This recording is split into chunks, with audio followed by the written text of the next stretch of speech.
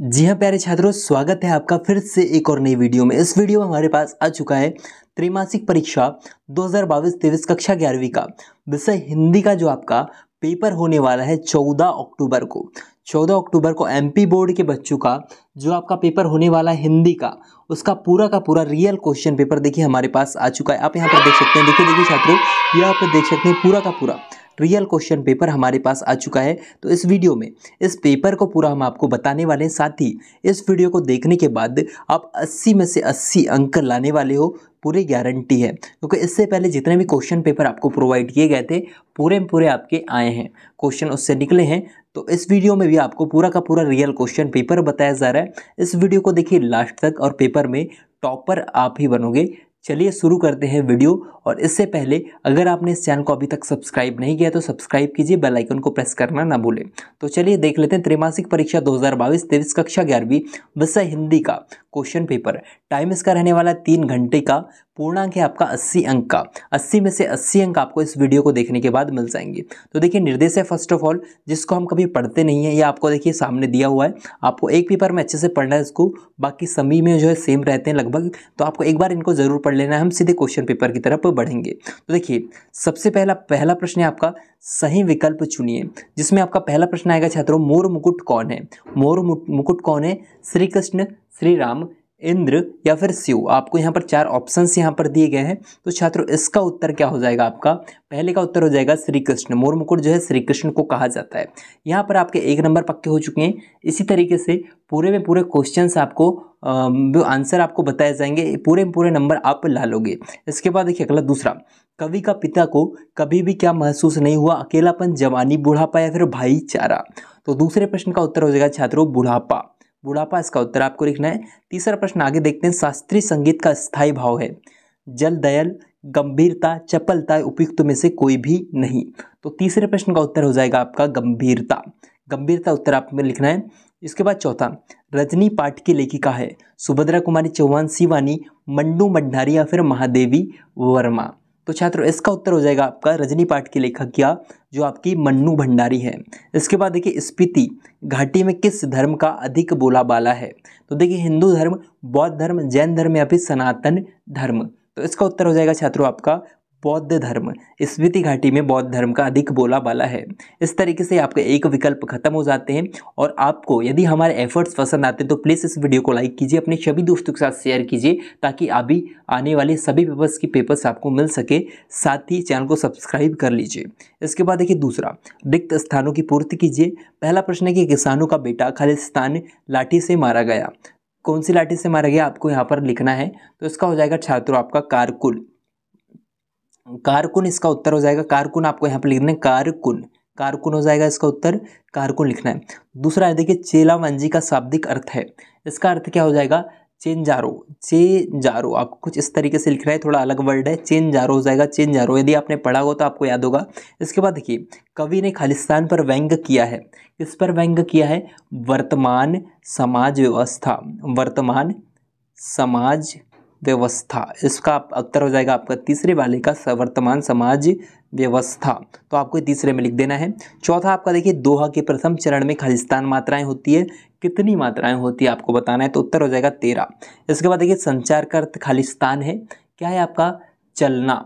चलना हो जाएगा, संचार का अर्थ होगा चलना। इसके बाद देखिए अगला, मीरा की काव्य की मूल भाषा खालिस्तान है। कौन सी भाषा है? राजस्थानी। राजस्थानी मूल भाषा उनकी जो राजस्थानी, वो राजस्थान के मेवाड़ से थी और वो राजस्थानी भाषा को ही यूज़ करती थी। इसके बाद देखिए तीसरा, सही जोड़ी मिलाइए। सही जोड़ी आपको मिलानी है। देखिए अगला पहले इसमें आपका पहला प्रश्न है, देखिए कुछ इस तरीके से, धन राम लुहार। तो इसको आपको कैसे मिलाना है? इसको आपको मिलाना है ब्राह्मण। ब्राह्मण से मिला देना है। इसके बाद देखिए गलता लोहा।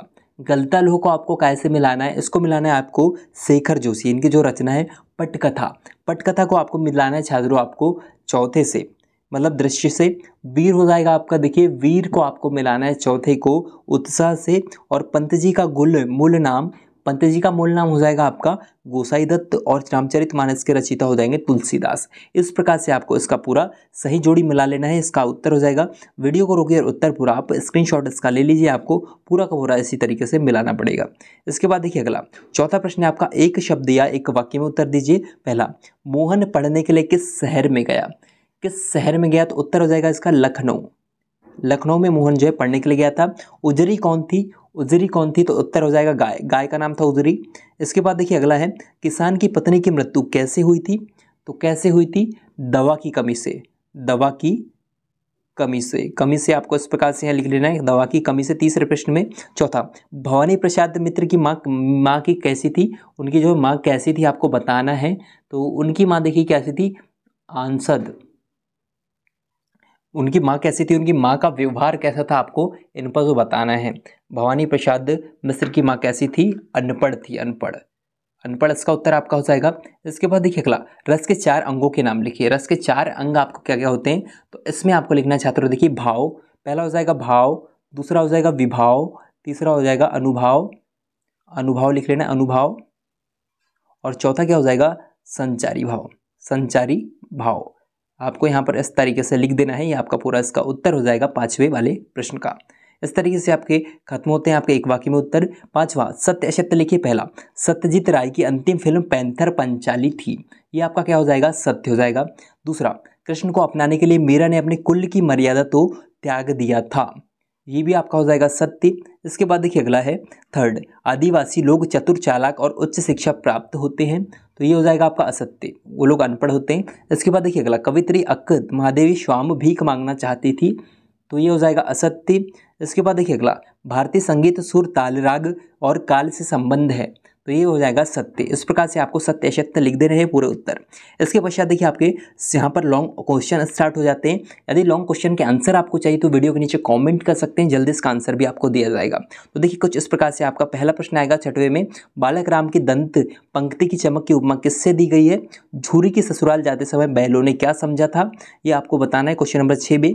इसके बाद क्वेश्चन नंबर 7 में आपको ये पूछा जाएगा कि पहला प्रश्न है, खेतों पर पड़ती हुई सूर्य की किरणें कैसी प्रतीत हो रही है? इसके अथवा में आएगा, कवि ने सोने की किंकणियां किसको कहा है?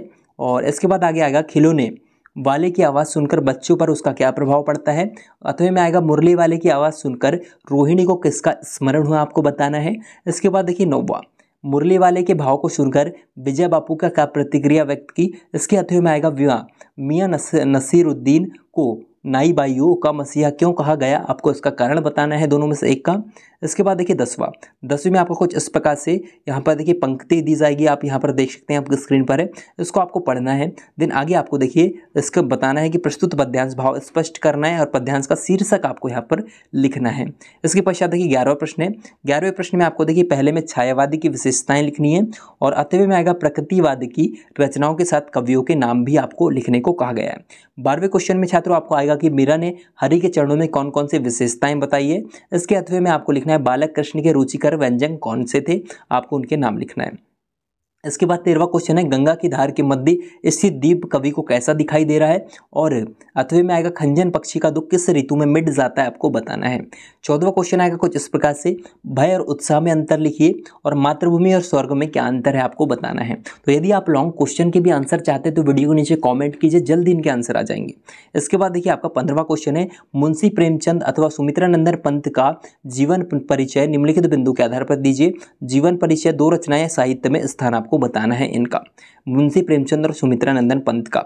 इसके बाद देखिए सूरदास तथा मीराबाई के जीवन परिचय निम्नलिखित बिंदु के आधार पर दीजिए। 2 रचनाएं भाषा शैली साहित्य में स्थान। इसके पश्चात हम आगे बढ़ेंगे तो देखिए 17वां क्वेश्चन है कि स्नेहबंध कहानी किस संबंधों पर आधारित है? इसके अध्याय में आएगा, सतपुड़ा का गौरव किसे कहा जाता है? इसके पश्चात देखिए क्वेश्चन नंबर 18, छायावादी की विशेषताएं लिखिए। इसके अध्याय में आएगा छात्रों, प्रकृतिवाद की रचनाओं के साथ कवियों के नाम भी लिखिए। इसके पश्चात देखिए 1900 आपका देखिए 19वां नंबर है, बोर्ड परीक्षा के कारण आपके मोहल्ले में देर रात तक चल रहे लाउड स्पीकर को बंद करवाने हेतु पालिस को आवेदन लिखिए। इस प्रकार से विद्यालय में प्रथम स्थान प्राप्त करने के बाद अपने पिता को अवगत कराने हेतु पत्र लिखिए। आपका अथवे में आ जाएगा, अथवा है आपका 19 का। इसके बाद देखिए 20 का, तो 20 में आपको कुछ इस प्रकार से दिया जाएगा, यहाँ पर उदारता के बारे में एक जो है गद्यांश दिया जाएगा। इसको आपको स्क्रीनशॉट लेना है, फिर पढ़ लेना है। देन इसके आगे आपको पहला प्रश्न आएगा कि उपयुक्त गद्यांश का उचित शीर्षक क्या है, ऊपर देख के आपको उत्तर देने हैं। इसके पश्चात आपको देखिए 3, 4, 5 आपको 5 प्रश्न पूछे जाएंगे। 5 नंबर का आपका आएगा उदार पुरुष की क्या विशेषता होती है, सच्ची उदारता किसमें है, अनूपकार क्या है, और विद्यार्थी लिखिए उदार सच्ची। इस प्रकार से आपको ऊपर दिए गए हैं, आपको उनके अनुसार इनके उत्तर लिखने हैं। अब आगे देखिए, आगे आपका 21वां क्वेश्चन है, निम्न में से किसी एक बिंदु पर निबंध लिखिए। निबंध आपको लिखना है कोरोना महामारी, दीपावली, राष्ट्रीय पर्व, पर्यावरण प्रदूषण, विज्ञान के बढ़ते चमत्कार और जनसंख्या वृद्धि। किसी एक में एनीवन, आपका एनीवन किसी भी एक में आपको निबंध लिखना है, मतलब ऐसे लिखना है। तो अच्छे तरीके से आपको किसी एक में निबंध तैयार कर लेना है। और यदि आपको लॉन्ग क्वेश्चन नहीं बन रहे हैं, यदि इनके भी आंसर चाहिए तो आप कमेंट कर सकते हैं, आपको जल्द ही इनका आंसर प्रोवाइड कर दिया जाएगा।